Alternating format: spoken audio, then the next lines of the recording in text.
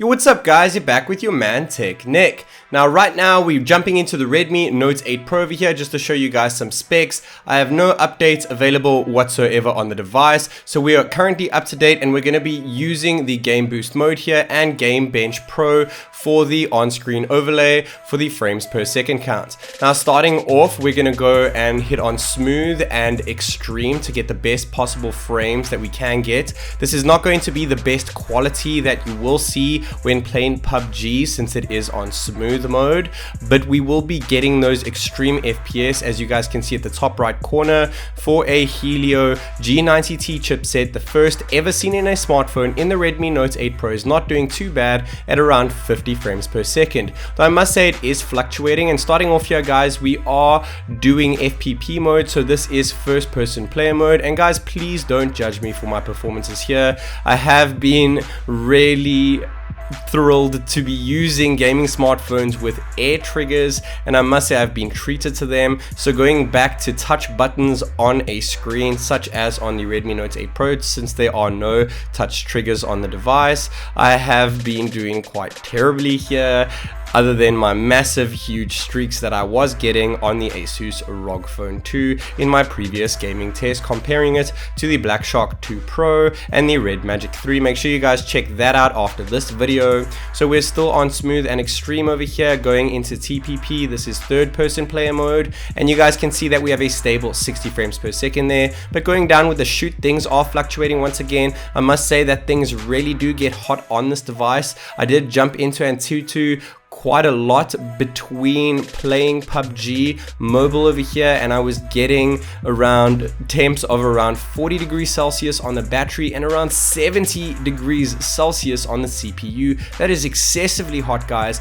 but I can't complain too much since those are the same results that I was getting with a Snapdragon 730 chipset on the Lenovo Z6. So I'm not too frustrated by that, and yes, it did feel quite hot, but guys remember this is a $200 phone. You can't expect too much, and with the Helio 90T chipset, I was expecting things around this mark, around the 60 frames per second mark with low settings on PUBG. It does kind of suck that we can't really up them too much for the best graphics quality in the game itself, but it's not too bad guys. Remember that the main selling point of this phone is the 64 megapixel Samsung GW1 sensor on the back of it in that quad array setup of cameras, and that is the main selling point over here. The gaming is, I guess you could say this is indeed a gaming chip since the G does stand for gaming in the G90T chipset, and we do have 8 cores, and guys this is the 6 gigs of RAM variant and 64 gigs of ROM.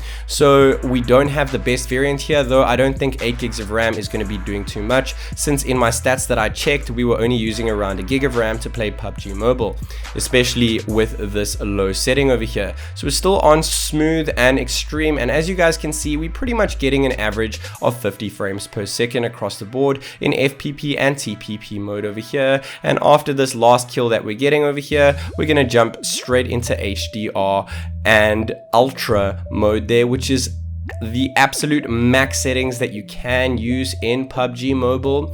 And like I was saying guys, other phones out there such as the Snapdragon 730 chipset found in phones is worse of a chip than this chipset over here, the G90T. This pretty much sits in the middle of the Snapdragon 730 and last year's Snapdragon 855, which was a flagship of last year. So it's not too bad, especially sitting at under 15,000 rupees. So now guys, we're going into that max mode over here with HDR and Ultra mode enabled. So we still have a 60 frames per second cap here across the board with PUBG, and you guys will see massive fluctuations over here, though I must say I wasn't terribly disappointed with around 30 frames per second. I would have preferred a stable 30 across the board when playing at max settings over here instead of the fluctuations. It would be cool if PUBG actually had an option for a fixed frame rate like they do with Fortnite, but unfortunately they don't. Hopefully that changes in the future for lower grade phones such as the Redmi Note 8 Pro. Guys, I can't get over the fact on how darn cheap this phone actually is,